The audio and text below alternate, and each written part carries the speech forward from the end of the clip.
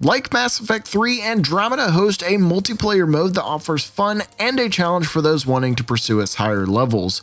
You and up to 3 other people will be dropped into a match, tasked with surviving 7 rounds in a horde mode-esque fashion, and the occasional round throwing in an objective. While the concept of multiplayer is simple, many will just rush in doing and playing whatever they want to, and that can greatly hinder your progress. Today we'll be showing you 5 tips to help you improve in Mass Effect's multiplayer.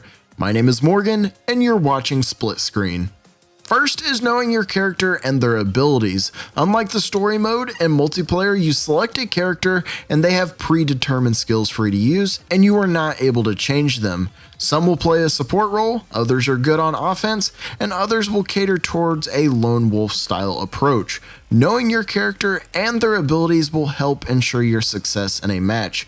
If you are a character with support abilities, for example the Angaran Insurgent, focus on aiding your team and keeping an area locked down. The Insurgent allows you to deploy a turret and trip mines, and even restore and buff your allies' shields along with your own. There are several different characters in the multiplayer, each boasting their own unique skills. Find one that works for you and learn how to cater to that playstyle, and watch your success in multiplayer increase greatly.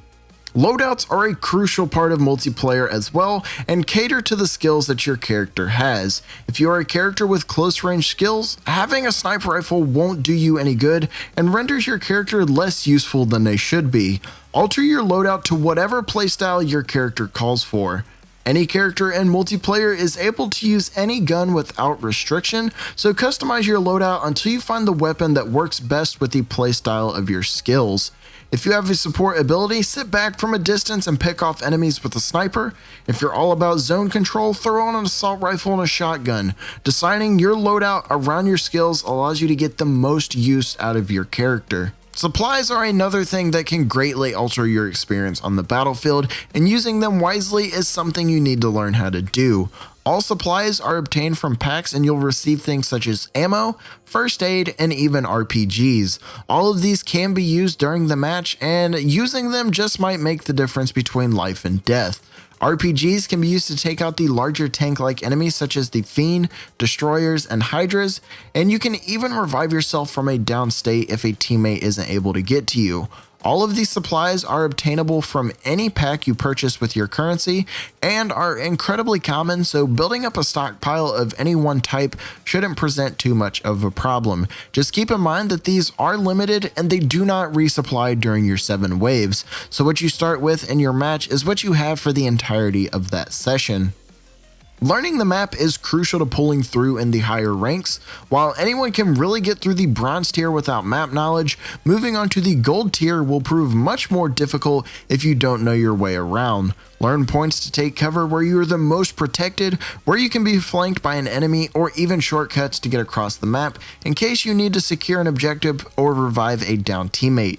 Knowing the locations of ammo boxes for resupplies and the location of objective spawns will help you get ahead on the objective-based rounds before things get too crazy.